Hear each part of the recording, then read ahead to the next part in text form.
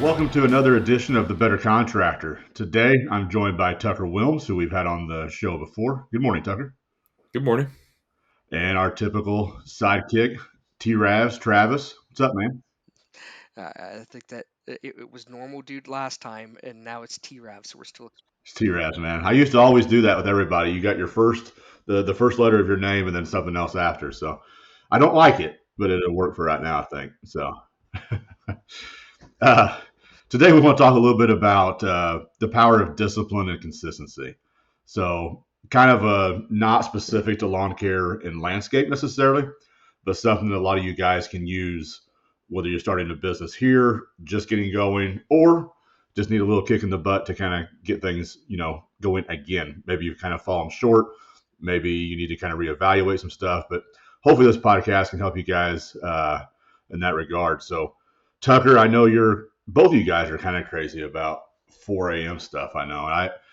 I'm not that dude. I'm not the 4 a.m. guy. My wife's a night owl, so 4 a.m. is not possible. But however, there may be a few times where we cross paths at 4 a.m. because we've not went to bed yet and you just got up. So anyway, so I kind of want to talk to you guys a little bit about what this routine looks like. Because if you look at discipline and consistency and you look at it in terms of success, the one thing I've noticed is I've watched people who are successful, they are conscious of what they are doing. They don't just do stuff just to be doing stuff. They don't just follow the crowd.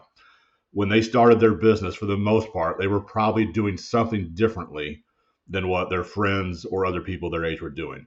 And I look back, I started this business when I was 24. Not that that's super young, but a lot of people are still wanting to have a lot of fun at 24. That wasn't something that particularly was important to me at that age. I was very future thinking, and I was very aware that what I do now will contribute to who I become later. So that wasn't something I struggled with, but I see a lot of people struggling with that of, well, I want this future life, but I don't necessarily want to do all this right now. And you've got to put in the work now to get the future life that you want. I'm just kind of curious, Tucker, we'll start with you, but what are some things like you're what, 26? 26, yeah. 26. So you started this business incredibly young. You went to college for a brief bit. You decide, hey, this isn't for me. I want to get this business going. So you did that at a young age. What were some things that you were doing differently as you got this business kicked off, and even now that others around you were not doing, that maybe like, hey, this is what got me to where I'm at now versus if I had been doing this, I wouldn't be there? I would have to say the speed in which I try to make decisions and attack the day. You know, it's kind of odd to relate it to this, but my dad died so young. He died 64, and my dad's brother died so young in his 60s. I've always thought, shoot, man, I might only have 40 years left. I don't know. So if I'm going to be successful, let's make it happen now. I want to enjoy it. Can't count on retirement to start enjoying all that. So I've always kind of lived with, I might not have long, so let's make it happen now. I like that. And I think Ed has told us or talked a little bit about like beginning with the end in mind. So like Yeah, imagining almost like your end, so your funeral or your whatever, but living your yeah, life accordingly so that is, the biggest funeral. The most people showed up. People talk about how right, much impact you made, whether that's right. success in business or success in relationships or all of the above. But I do like that because it gives you a sense of urgency. Right. So I always wear a watch, and it's not because I don't have the time on my phone. The watch symbolizes to me that little second hand is always ticking. And that's just a reminder that there needs to be some urgency to your day and to your life. Not that you want to be stressed out Right. all the time, but you don't Right. get just a limitless time on this earth. And if you want to make Right. things happen, that serves a great reminder to do that. Travis, what about you? You went in the military at what age? 19, so And then about a year. served what, 2 or 3 tours, right? Yeah, 8 years. Some active, some reserve, but did 2 tours in Iraq, in the Marine Corps. I mean, the time thing. I mean, it's. I think logically, everybody understands. Going back to both what you were saying, logically, everybody understands that. Yeah, I've only got so much time, and it's finite, but it's so abstract. it's hard for people. There were some psychologists that I was talking about that people have a tough time with seeing the future self, and it's actually the brain disassociates yourself with the future self, and you almost see it as a different person. So you behave and you react differently when things are happening to you now, because you can see that as you and the impact of you. But when you're looking at the future self, your brain disassociates that, and it doesn't have the general impact of you now. And so that's why a lot of people have a tough time doing things that would benefit them in the future, because you see that as a different person, and it doesn't have that emotional attachment. So that time component of like, I've only got so much time, you logically understand, but it fails to motivate people a lot because it stays in the logical realm, and you always do more to help yourself than you will potentially for other people in most cases. And you viewing that person that time is impacting as your future self as somebody else, yeah, you're like, I got it, yeah, it's gonna suck for that person. But you have to really work at trying to marry those two together, and I know that's been the challenge for me too. But when it comes to discipline of you doing something now that's going to impact you, potentially you view it as negatively now for this other person in the future that you don't necessarily see as yourself.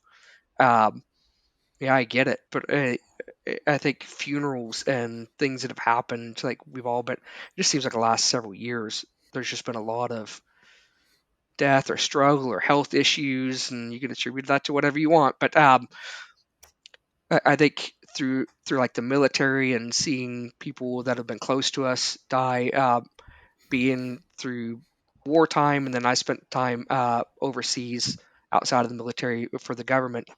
When you lose people, I know that's been the impactful thing for me, in that that's emotional, it's real, it's present, and especially if you know their extended family. And you can see the impact that that's had for better or worse, and it can resonate with that introspective piece a little bit more of like, yeah, man, I know that they wanted to do so much more, or they had family, or they had goals and hopes and aspirations, and you see an unwritten letter, or a partially written letter, or books over here of something that they were studying, or a project that you were talking to them about, and knowing that that was something that they were passionate about, and that it ended. I think some of those times have really resonated with me about, yeah, you don't have really appreciate and love the things that you have in your life now, and a value proposition to you of weeding out what truly doesn't matter and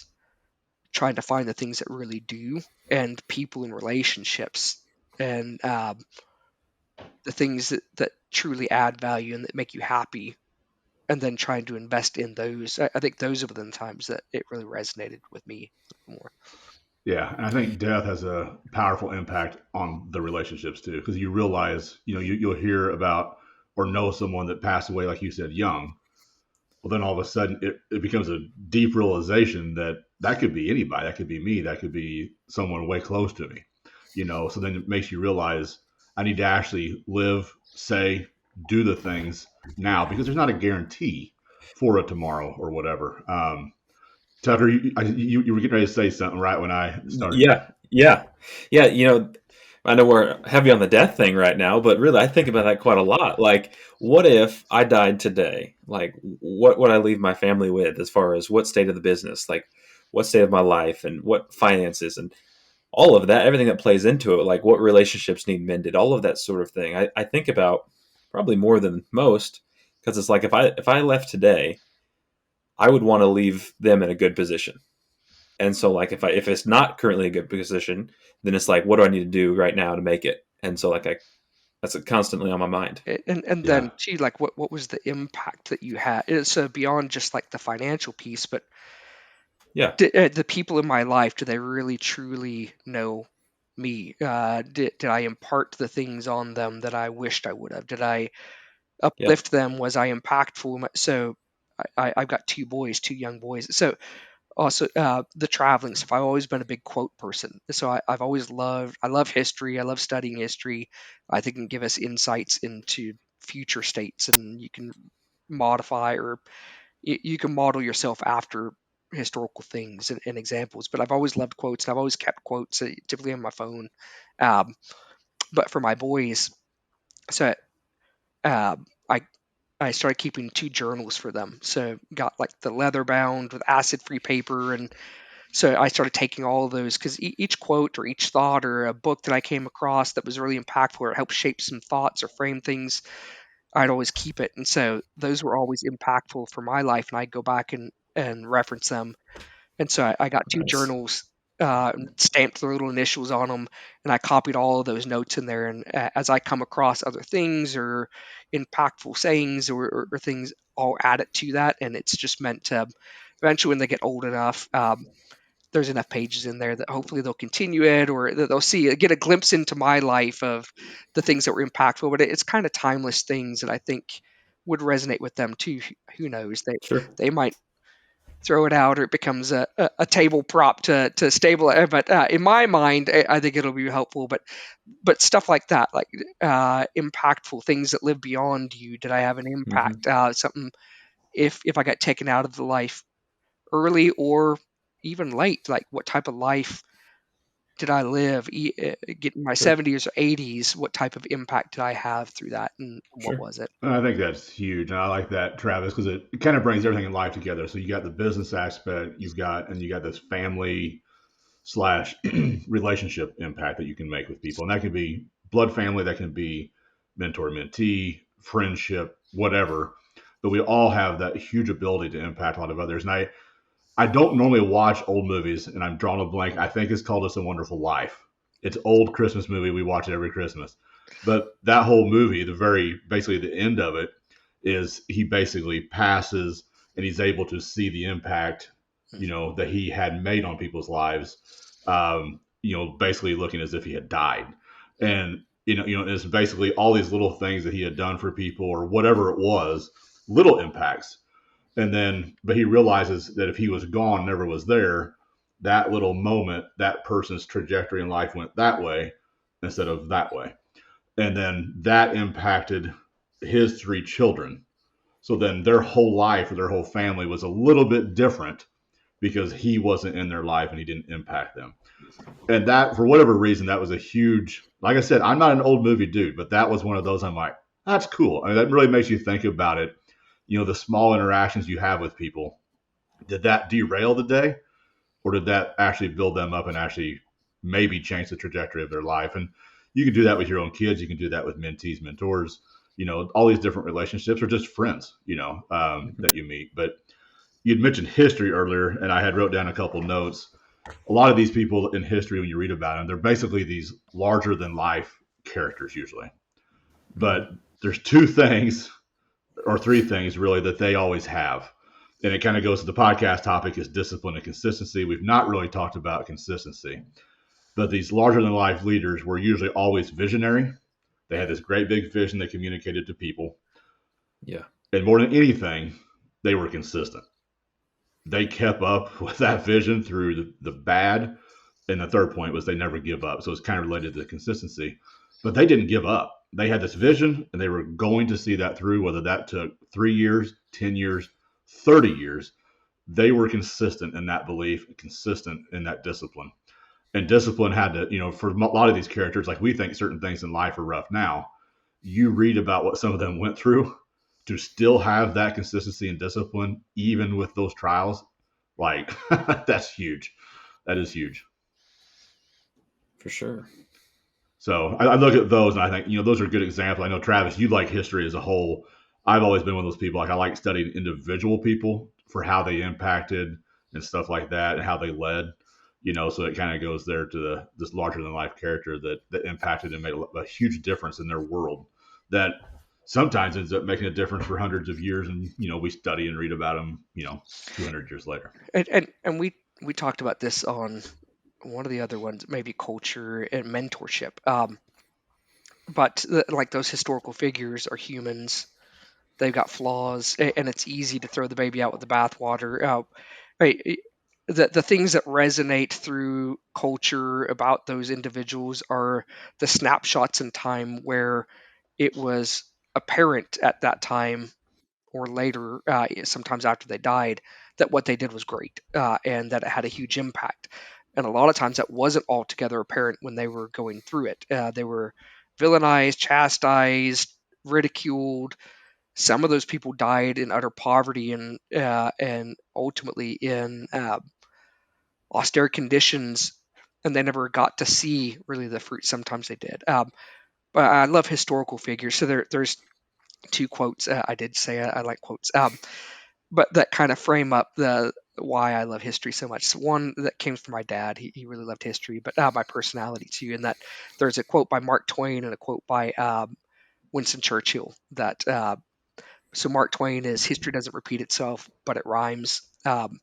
In that the tool human behavior and society have patterns and will continue to repeat what drives human behavior and needs always kind of stay consistent. You'll use the tools of your time or what's happened in the culture, so it'll have variations, but we typically kind of repeat stuff over and over based off human behavior and drive. And then Winston Churchill is it's kind of paraphrasing, but the further backwards you understand, the further forward you can see. And that's more of studying people's past examples, studying history. And it kind of goes hand in hand in that we've been around on this earth for a long, long time. And just about every scenario has been played out. Uh, Again, things will have changed based on society or tools, but if you want to see within a few degrees what your behavior is going to give you, you can go back and look at, well, what did other people do? How did they approach it? What was the impact? And you can find kind of patterns or pathways that you can follow or avoid. And it kind of goes back to that mentorship piece. I'm talking about historical, most of the time they're dead, but in the context of discipline too, and the mentorship, the piece that we talked about on an earlier podcast of you can find positive examples and negative examples, and one realizing that everybody's human, you can still extract, and history does a good job of extracting the highlights of people's lives. You can do some of that too in current times of find the model and model the behavior and get disciplined about what are they producing and how it's the outcome they have. And if I want to have a similar trajectory and outcome, I can probably model that behavior. And even better, if they're still alive and you can talk to them and have a dialogue, that might actually change with AI here soon. You can have dialogues with historical people who have bodies of work, but and then the negative too. Like I see what they've done or the person they are and the impact that they've had for negative ways in the people around them, the atmosphere, the business, and I probably should avoid doing that. Yeah, I think that's key. And somebody the other day had asked me, like, when I was 19, 20, 21, like that college age, you know, basically, how did I, do the good behavior and stuff like that? Like, why didn't I go out and have the fun that some college kids have? And it was that for me. So my personality, even from a very young age, was always very observant of others' patterns of behavior and where that got them. And I didn't realize that until I was a little bit older, but like I would just watch people. A lot of my mentorship growing up was by observance. I would watch people. I would see these actions, these behaviors ended up doing this for those people.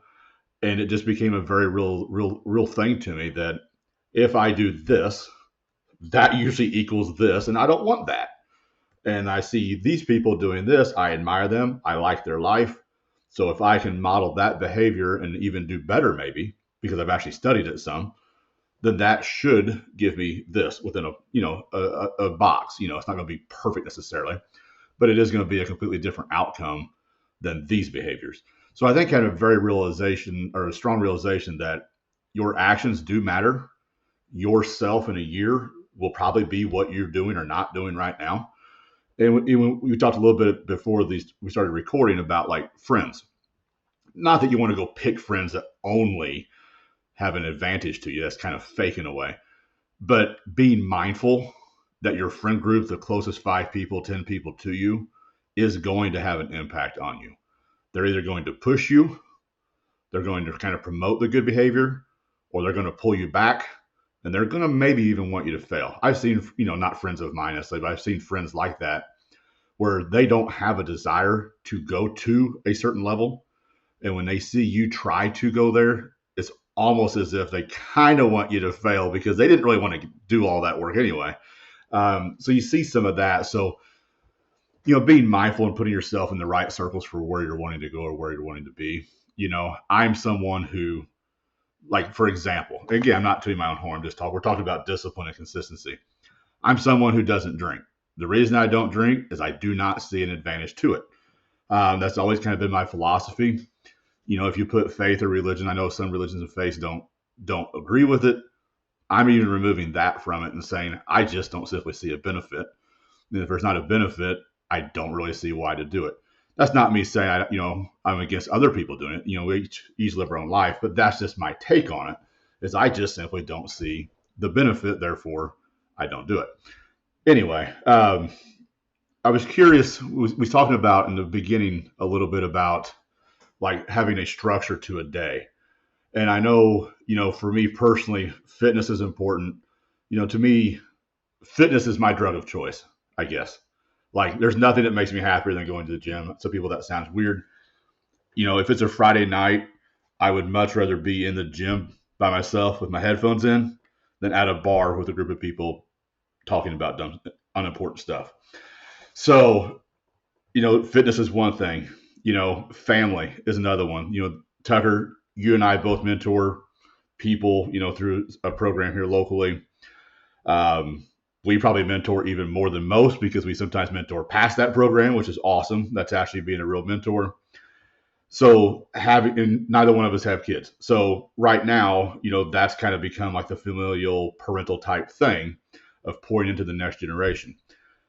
So, and to me, that all has to have a balance, and that's where a lot of people, I think, so for the most part, I try very hard. If I'm at work, I am at 100% at work. I'm all in on this task, whatever I'm doing. Phone's off the side on vibrate. I'll have like favorites can call through, family, basically just for emergencies. But then when I'm not at work, for the most part, I try. I don't always succeed. But if I'm with family or mentees or whatever, the phone's off the side again, and I'm not doing work. But it's those daily habits. I was kind of curious to see what some of the daily habits you are, because I do believe that true success is being well-rounded in multiple things. Like, a lot of people will view success as, oh, that's just business. I hit a successful company. And I think I've said it here before, if you just have a successful company, but you're a terrible dad, a terrible husband, you don't pour into anybody or impact your community whatsoever, you're not a success. You just made a bunch of money. You're not a success because you've not made an actual impact on your world. Because if business is the only thing you have, the moment you die, somebody's going to take your job as CEO and that business will live on past you. You yourself made no impact. Nobody's going to be talking about so-and-so in even 5 years, unless it was just they were a terrible human being. Don't be like them. So what are some of the behaviors, consistencies, disciplines, Tucker, that you think you have that kind of make a well-rounded, and how do you fit all of that in? I know a lot of people, it's the time constraints that prohibit a lot of these different disciplines outside of work or outside of whatever. Sure. Well, before I get to that, back up to your inner circle thing. One of my I'd say like the number one mentor for me would be John Maxwell. I've never actually got to meet him, but I've read so many of his books and listened to his podcast. I have made a note here in the 21 Irrefutable Laws of Leadership, that a well-known book of his, law number 11 is the law of the inner circle. It says a leader's potential is determined by those closest to them. And that plays exactly what you just said. If I'm around people that don't have the drive, in fact, I've realized that over the past 5 or 6 years, the people that I used to spend time with that are okay with just living, and nothing wrong with them, I call it a mediocre lifestyle. But if they're okay with that, that's not my speed. Like, I want to be growing and building and developing something and making people better. Not that they don't want that, but if they don't want that at the same degree that I do, I just don't jive with them. So I don't necessarily spend nearly as much time anymore with them. So not that I'm against them, but back to this law, I want to be around people that are going to make me better. So I'm with you on that. Now to your question about like the habits. So my wife and I are both very busy. So we have to find time. We have to make time to spend together. And so that's one of the things we do. At 4:00 in the morning, we both get up and go to the gym and then have breakfast together and then go about our days. And so for the first 3 hours of our day, we get to spend together.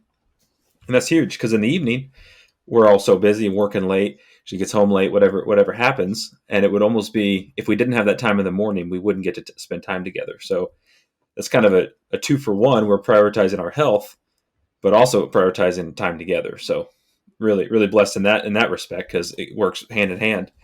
But that plays into business as well. I find over the past 5 or 6 years, I've done exercising in kind of waves, where I've been really big into it and then off of it for a month or two, and then really big into it and then off for a month or two. And those dips that I have in the month or two that I'm off, everything comes down, like business productivity, the way I feel, like anxiety goes up, all the negative parts of life increase whenever I stop prioritizing the gym. And so I've found for the past, I don't know, 6 months or so, I've been hard at it. And I'm like, I'm not going to slow that down, because I can see the trend on what happens when I do slow down. Everything else suffers. And I think as a business owner, as a leader, if I'm suffering, the people that I'm leading are suffering because they're not getting the best version of me. So I think about that quite a bit. I've got to be at the top of my game so I can help increase their livelihood. So Yeah. stuff like that. Yeah. So, our human body is definitely a culmination of all these different things: the emotional, the family, the physical, the success.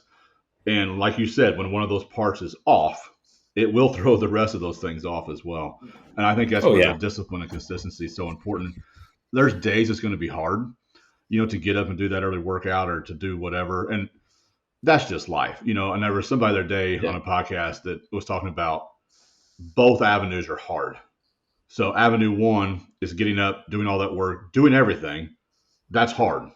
However, and that's usually what people think, that's too difficult, I don't have the time. The flip side is, if you don't do those things, you have health issues. Not that you won't have health issues anyway, but you probably have more if you don't take care of yourself. You'll probably have family, spouse, those type of issues. You have all these other things now that, well, guess what? Those are also hard. So you basically get to pick this hard or this hard.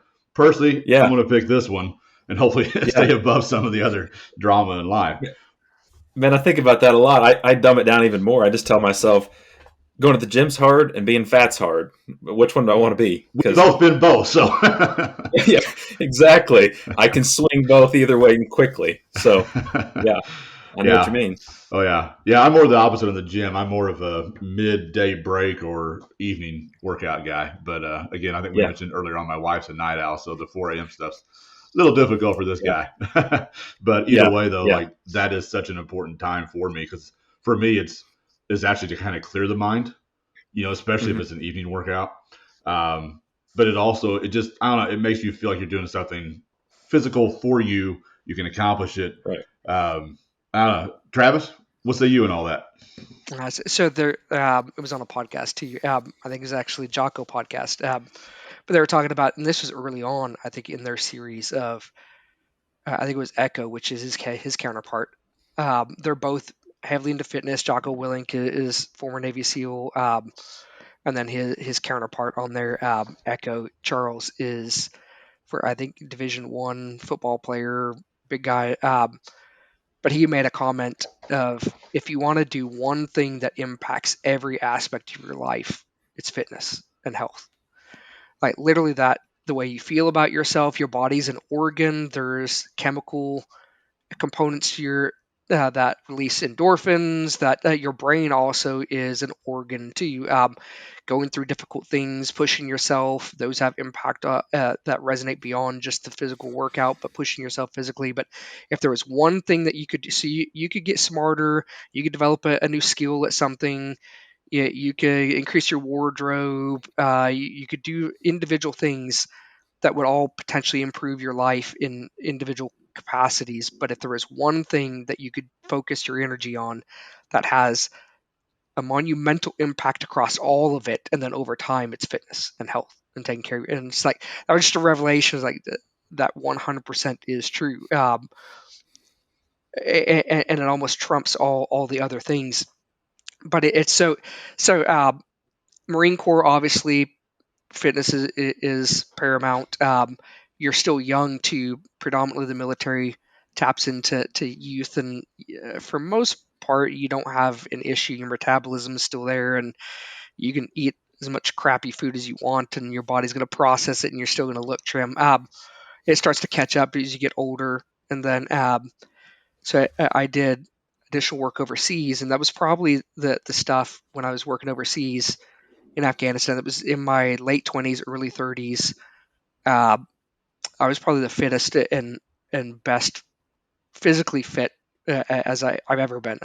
Heavy into CrossFit back then, did the paleo diet. That was crazy, not sustainable. But then came back and rediscovered food and laziness, and it's fascinating how quick you can lose all the gains and the fitness, and then to try and recover back on that. But the discipline. So I was. When we were talking before we hit record, yeah, I'm like Tucker at 4 a.m. Wake up, and it's a forced behavior. And what we were talking about is we're not morning. I think Tucker was saying he's not a morning person either.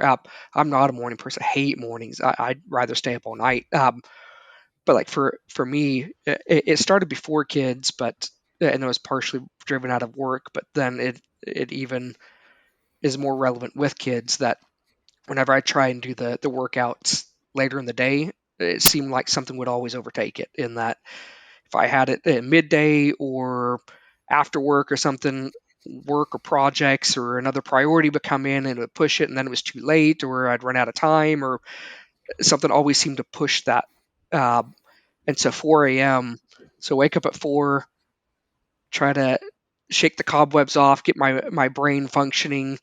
By 4:30, I'm doing something physical. And I've got about an hour block before other things. But at 4 a.m., nobody's competing with your time. There's nobody else up. There's no other priorities. Nobody else has booked meetings typically. The kids are still asleep. The wife's still asleep.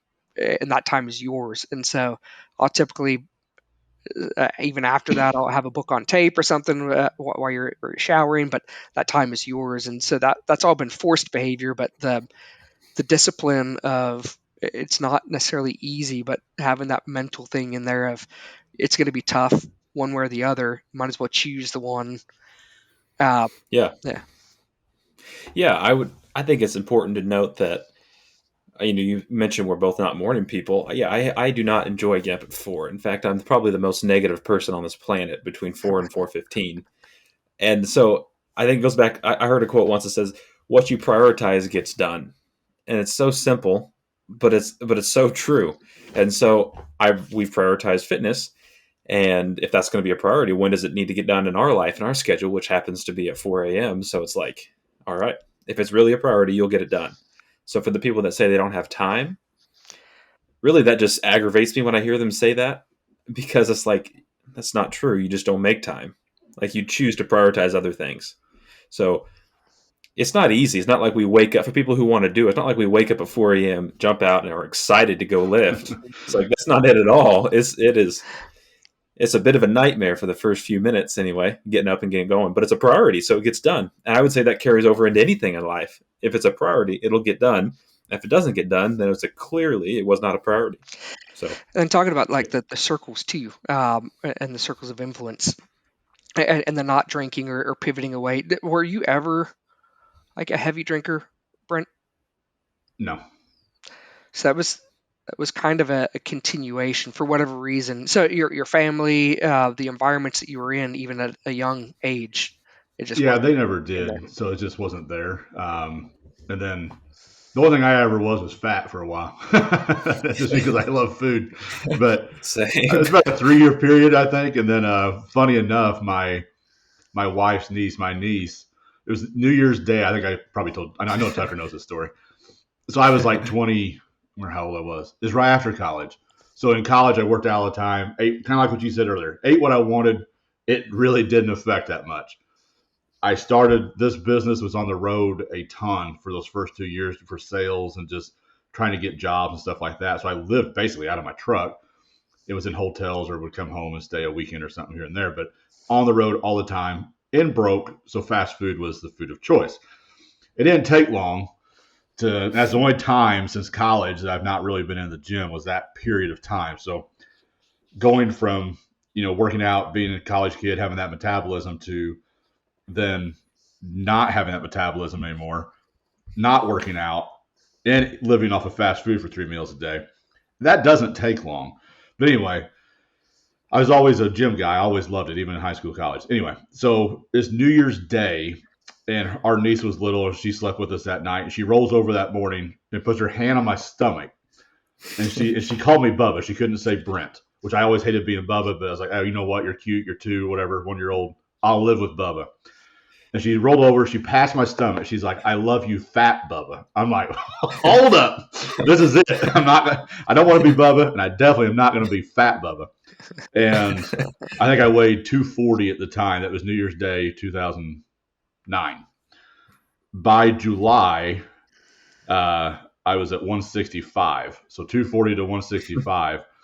And then after that, tried to build back up on some muscles. And that was 2009. And since 2009, I've never really skipped a workout, really. I mean, there might be a week where I'm sick, but outside of a week time frame, since 2009, I've not really skipped.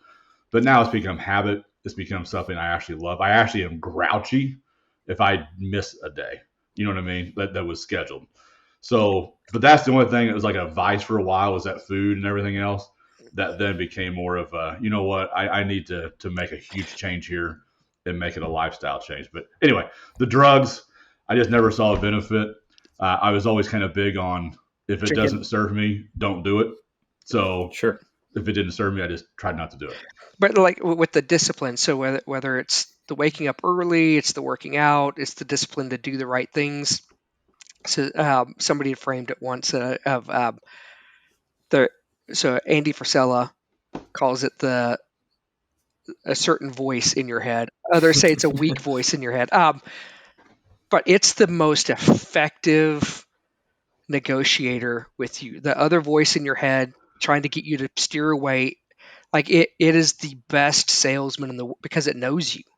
Like it knows exactly the thing and can tee up the perfect thing, the logical thing. Like, you know what? Yeah, I mean, it's not gonna matter 5 minutes, and you know what? My body it knows you're super in tune with your body, or time with your family is most important, or what, and it will tee up the perfect negotiation strategy to steer you away. Like, you know what? It's probably your body's telling you that you need some rest. You need to pay attention to that, or you know what? That extra 10 minutes doing this or whatever for the discipline, is it really going to matter in the grand scheme of things versus this other thing? Like, it knows you intimately and can tee up the perfect negotiation strategy to steer you off. And then once you've done it once, it's easy to do it the next one and the next one. And you stay in discipline with the workouts. Yeah, it doesn't get easier to lose that weight. You work out 3 times as hard the older you get to see a fraction of the results. So it's way easier to just stay on the path and stay disciplined with it. Yeah. Going through 75 hard, probably one of the biggest takeaways I got out of it was that whenever I hear that voice in my head, to do the exact opposite of whatever that is. It's like a trigger. When I hear that, I mean, it's as simple as, I don't need to put the dishes in the dishwasher right now. I can do it later. Ooh, like that kind of stuff. That gets to me like every single meal. And I'm like, no, do it now. It needs to be done. And so it's just David Goggins is the same way. He I think uses the same terminology as Andy does. But it's that voice. It's that little voice in the back of your and being able to recognize it. Yeah. It's alive and well in my head. Yeah, I think it's that, like you said, it's the discipline, but then it's also being aware of your actions. So knowing that, hey, you know, like we talked about earlier, doing things that serve you, but then knowing this action will likely equal this. If you're wanting to be successful when everyone else is going out on a Friday. So we also one thing that's been big to me over the years, you get 7 days a week. You get so many hours in your life, so many hours a week. We all get the same. So if you want to be average, if the average person works 40, they go out on weekends, Friday, Saturday night, they have fun. I put fun in quotation marks because I don't actually view that as fun. Anyway, you do these certain behaviors. Well, guess what? If you do those things, guess what? You're going to have an average life, because that is pretty much what average is. If you're wanting more, and that's not me dissing those that want average, we need average, I guess. You know, There's people that are fine with that, and that's their life to live. It's not what I want. So if that's not Sure. what I want, I need to be very aware that I can't repeat the same exact behaviors, because if I do, that is what my life will look like. So instead of working the 40, and this is especially relevant, I think, now, because it seems like ever since COVID, the work ethic has just been different amongst a lot of people. And some of these kids that we mentor, I'm like, you guys have a huge opportunity right now to just kick butt in your workplace, going forward, because there's so many people, they don't want to really even do 40. They don't want to go above and beyond. Like, if you can just show up, put 110% in, go above and beyond, like, man, that ladder can be climbed so quick. But anyway, going back to the main point, is if you want more, you have to do more. So work a little extra, go above and beyond. If it's a Friday or Saturday night and you're wanting to start a business, but you haven't done it yet, well, guess what? You probably shouldn't go out and get drunk and waste it with your friends. You should probably keep your butt at home and actually work on actually launching your business, whether that's creating your website, making some calls, shooting some emails, whatever that looks like for whatever business you want to do. That's what you need to be doing on a Friday and a Saturday instead of all the other dumb stuff. That's what will actually serve you. And if you're not doing that stuff, you're wasting your time. You're going to live an average life.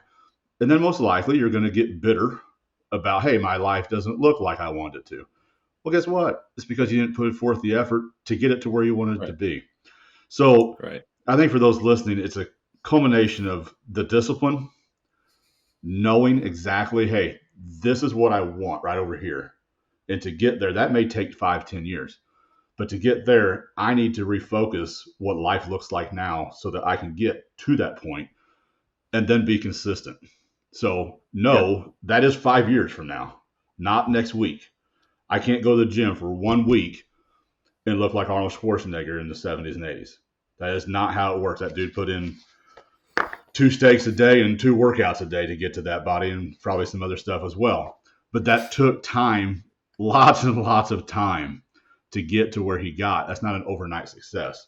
So with that said, just there has to be that realization that I have to have consistency and I have to have discipline. And I absolutely must be aware that what I'm doing today is what will determine my future self in business, personally, professionally, whatever. Yeah. And to give a real life example of that for the business owners out there, for me, like, I have a lot of things that I have to actually get done, like emails and calls and job site visits and things and estimates. So I do all of that for however many hours a week that is. But then the times that I want to, quote, rest and take a break, I don't want to just, I think it's, whether it's a waste or not, I don't know. But like, I don't want to just sit and do nothing. I'd rather sit and journal and strategize on, like, where could the business go, and like come up with processes and systems that don't involve me actually going physically doing something other than sitting and thinking. And Jeff Bezos said one time, he's like, what is the main job of a CEO? And he said, it's to come up with 2 or 3 good ideas every day. And I never thought of it like that, just to sit and to think of 2 or 3 good ideas every day. So my breaks or my rest or me trying to sit down and come up with some great ideas on how to take the company to the place I want it to go. So that's kind of how I try to go above and beyond. Yeah, no, I like that. And that's kind of the whole thing. Like, if you look at leadership, whether that's at home, in your family unit, or at work, what you're doing, part of what you're doing is being a visionary. Yeah. You're creating that vision, totally. You're casting that vision, and then hopefully you're following it up with some sort of plan to get there. But Travis, you were getting ready to say something? Yeah, so I think it's more, Tucker, would you consider yourself an introvert or extrovert? Man, I took the Myers-Briggs test, and I'm 49% introvert, 51% extrovert. So, I mean, I got my days, man. I can handle people for a little while, but then some days I don't want to see anybody. Brent, I think I know. I'm an INTJ, which is kind of a rare one, but I'm very introverted. But I don't mind people. So people need to understand introvert means you get your rest alone. So like, to me, a perfect recharge day is a Sunday. Go to church in the morning. I spend the afternoon a little bit with my wife and a little bit at the gym, and then hang out with my dogs. That is a perfect Sunday. So like a simplified version of introvert or extrovert is introverts get recharged away from people, extroverts get charged around people. And So both is true too, in that if an introvert spends a lot of time around people, they get drained and they're emotionally just exhausted and mentally exhausted. It drains them. If an extrovert gets put in isolation, they feed off of and get energized around people, and in isolation they go crazy. It drains them, and they're not performing at their peak. And so, like, I'm more intro. I'm maybe more like Tucker, that I'm a little bit.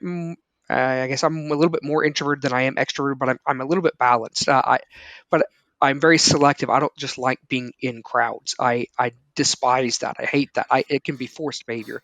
Um, so I think it goes back to earlier part of the conversation of your sphere of influence. So some people would listen to this and listen to Brent saying like, "Hey man, I don't freaking go out. If you're going out, you're gonna fail. If you're going out with the people in the bar or whatever, you're gonna fail." And it's not necessarily saying. And then Tucker saying that like, I'll stay at home and with my journal. And extroverts like, Jesus, I'd go crazy. That sounds miserable. And like, so it's not that they can't go out, and if they're around people or in social environments that they're going to be unsuccessful, but maybe it's a part of the earlier conversation of when they're in those people populated environments or social environments, who are they around? What are those discussions? Is it drinking and talking about random stuff that's really going to have no impact on life? Or is it around like-minded people that are driving each other, and maybe alcohol is involved or not, but those social environments specifically, is it a positive influence? Are they actually working towards common goals, lifting each other up, helping each other? So for the extroverts out there, yeah, there's a place for that, but it's maybe those spheres of influence when you're in those social settings. What are you actually focused on? Yeah. So if you're needing your tank filled up, as an extrovert does, pick the right people, the right behaviors and stuff like that. And I know for myself, like I said, Myers-Briggs is an INTJ. So, and I'm not a strong introvert, but I hate pointless chit chat, like strongly despise it. So like, that's one reason I think like the bar scene gets on my nerves so much, because once people get drunk, there is no point to the conversation that is happening. And I just check out. Like I hate it. I don't like the business meetups where you just go around and introduce.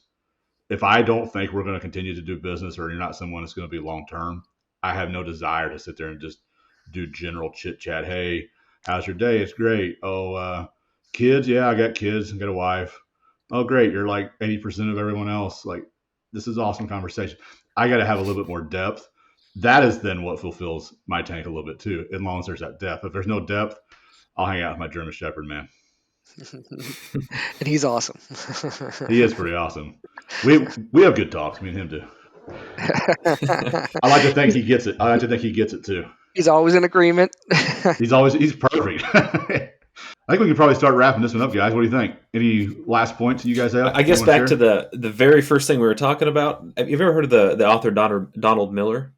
He Business Made Simple is I believe is his business, and he goes around and he basically breaks down how to grow small businesses. And one of the things, like if you start following his stuff, one of the first things he has you do is write your eulogy, and then you work backwards from there. And I've never actually taken the time to write that, but just that thought in my mind of like, what do I want that to be? Back to what we first said, that's kind of how I've been designing my life. Like, what do I want that to say? And then what do I need to do in order to make it say that? So I think living with the end in mind is probably a great way to go. It's huge. I know it sounds like you said earlier. Yeah, it does. Kind of depressing. But gosh, it's impactful though. Like if you think about it, like if your goal in life is to impact a lot of people, to have a certain level of success, the stuff that, obituaries talk about, the stuff that people talk about, after you're gone, they're going to say about you. I mean, gosh, what better way is there to gauge, what you're doing now than that? Yeah. You know what I mean? And I've been to funerals where there's hardly anyone that showed up, and I've been to funerals where there's a line out the door and everybody's actually sad, and they're talking about how they don't know how they're going to make it without that person around, and I'm like, man, what a stark difference in two different lives. This one, people really didn't seem to care. And this one, people are legitimately like hundreds of people Yeah. are tore up about. And I'm like, that's what life's about, is impacting others. And Right. that's what Totally. you And want. then just the added benefit for your family, the eulogy is already done. They don't have to worry about that. They just kind of That's right. didn't do Send it that, in a didn't do PDF. that, we're good. Or add that. Uh-huh. It's Yeah. little. It's already on the cloud, man. That definitely has a little fuel to the fire to make sure you get it done. It's already written. I have to do this stuff. Yep. I don't have the choice now. Yeah. Nah, Travis, any closing thoughts? I think the theme of it was a little bit of a discipline and just that there's no hacks there. We live in a world where there's cheat codes and hacks to everything, and I know we've always looked at it, and that inner voice is always trying to tee up the hack or the shortcut, and you hear it over and over again. And I know I heard this when I was younger too, that there are no shortcuts. It's discipline, it's hard work, it's grinding, it's dedication. I don't know what I could have said to the 20-year-old or the 18 or 19-year-old to make that resonate, but it's 100% true. I mean, hard work, determination, grind, discipline is the pathway to success, and there isn't a shortcut or there isn't a cheat code for it. But there's nobody that I've met that I look up to, aspire, that has a life or has achieved the things that, and then every success book, every how-to book for things all pretty much say the same thing. So there must be something to it, that discipline, sticking to it. There is no shortcut. Yeah, no, I think that's perfect. And I'm the same way. I look at like people that I've looked up to over the years, still do, used to, whatever that is. They all had the consistency. They had the discipline. They knew what they wanted. They took the steps. Was there hiccups and trips along the way? 100% there was. But they didn't, for the most part, lose sight of here's where I want to go and here's what it takes to get there. And they didn't let the hiccups derail them. Yeah. You know what I mean? So like, some people seem to let those downfalls, because Mhm. we're all going to have them, whether that's a completely unforeseen business event, a death, or whatever that's, will be, that's life. They don't let that stuff completely derail as well. And I've seen a lot of people let that derail, but you're right. There's no hack. There's no code, but there is the consistency, the discipline, and the goal setting, and they all kind of go together. I don't know. I look at like a 20-year-old me. I think just having a mentor like this that just would have really pushed. And thankfully, I had a great family, mentors around, people I looked up to.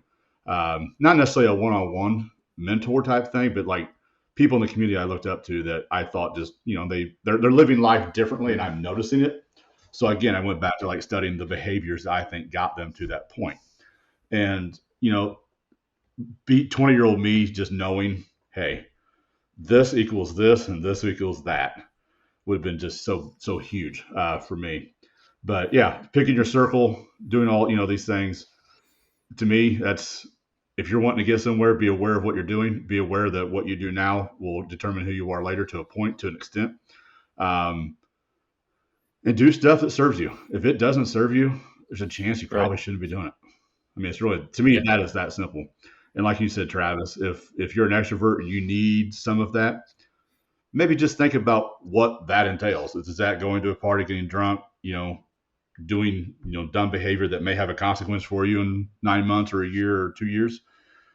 Or does that mean, hey, I want to pick a different group of friends and we're going to go do an activity that's going to fulfill that extrovert cup, but we're not going to do all the dumb stuff. They're actually going to build me up, lift me up. I'm going to come home even extra recharged because I got my people time, and those people actually built me up. There's actually a purpose to the conversations instead of just I'm around people and I need people in my life.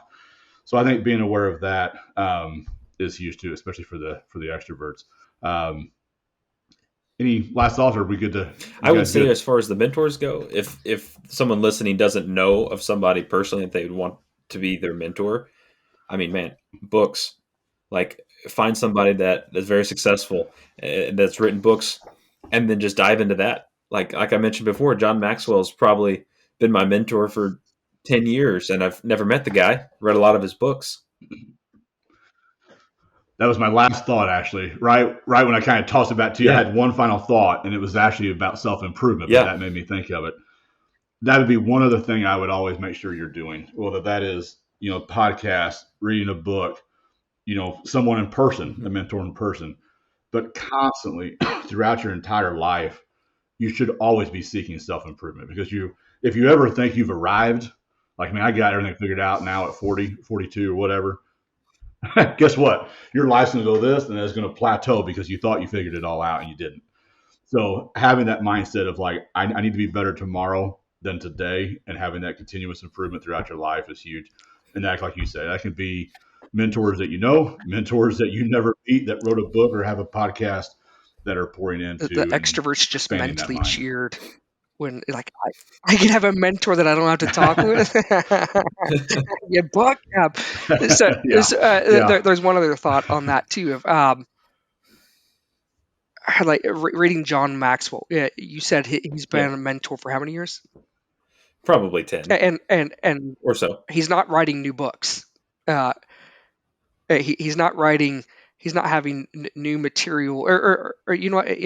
No, he is. He's still writing new books. But the guy's got almost 100 books. So I was going to say the 21 Irrefutable Laws of Leadership is the one that most commonly everybody go back to. Right. For the John Maxwell, for the books, for the things that have been impactful.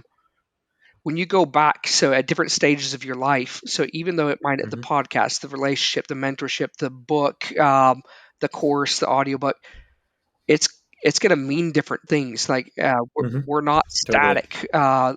Nature doesn't allow us to stand still. Everything's evolving around us. We're evolving. The experiences have shaped us and changed us. And even when you go back and revisit the thing that was impactful 3 years ago or a year ago, you see it differently. You're seeing it through different lenses. You had different experiences, and other things will resonate, or things will be amplified. Like, I get that now. I actually lived through. I logically understood it, but I went through these 3 things, and I 100% live that now. Or I was struggling with this, and I didn't understand that because I didn't have this experience. And now that I'm dealing with this, now I see how that can help me. And so always going back through and constantly evolving and constantly learning. And we're evolving for better or worse. We're becoming assets or liabilities to everything around us. And we can choose which that is. And it usually involves constantly improving yourself and deliberately. Man, I like that quote. We're constantly an asset or a liability. I like that. Mm-hmm.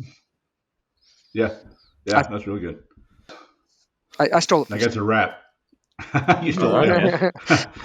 Well, Travis, Tucker, thank you. Everybody listening, thank you. If you like the podcast, please share it. If you don't, I guess, I don't know, don't listen anymore, I guess, after this point. But anyway, thank you. We'll talk to you guys next time.